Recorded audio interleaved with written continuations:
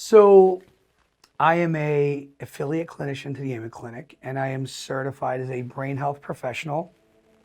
And after going to college, which felt like a million years, I studied as for my PhD in education and my PsyD in clinical psychology, looking to learn and invest in how the brain works. And sadly, as much as I had great education, I never learned about brain function. And Dr. Daniel Amen, I'm a big fan and we're colleagues, I would call him a mentor, if you will.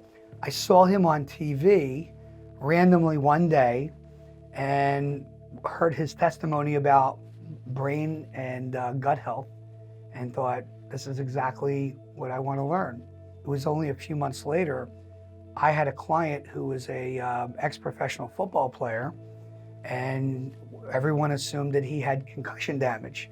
And because of his erratic behavioral health issues, I had recommended he go to the Amen Clinic, which was a humbling experience because I would have bet everything that he had concussion damage, which was causing his erratic behavior. And as it turned out, he didn't have any concussions. He had some subcortical dysfunction and a lot of rumination and anxiety. And clinicians and physicians from the Mingin clinic, he explained to me all these different regions of the brain and how this client of mine was functioning or not functioning properly, and I fell in love with the science. But I have sent dozens and dozens and dozens of clients to both in California, where I do a lot of work out of, and Manhattan, and have been able to confirm conditions and ailments that people would subjectively make opinions without necessarily the most accurate trajectory of treatment. And because I'm so fond of what we were able to more sophisticatedly, subjectively observe and diagnose, has created such a pathway for me to create wellness for all the clients that I see. So the SPECT imaging has been such an amazing tool for me. I even had my own brain imaged, which was extremely helpful. In the respect that when we're looking at symptoms, so there are prevailing symptoms that people suffer, and in the suffering of which we do triage, we do assessments.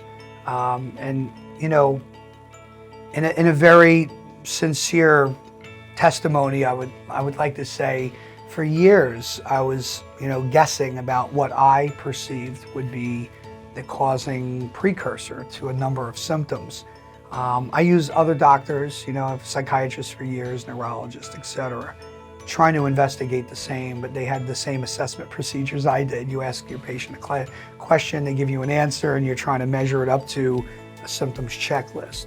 And what has really been profound in my profession and creating wellness, resilience, and immunity with people is the image identifying where there is not only impairment, but when we compare that to labs and genetic testing, so labs, can be, blood, having those answers changed the entire platform of treatment that I was used to, and then had to kind of relearn all over again.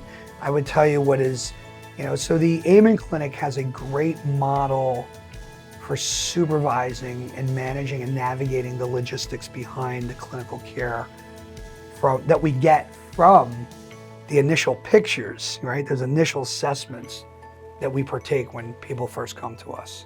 That non-conventional way is so responsible.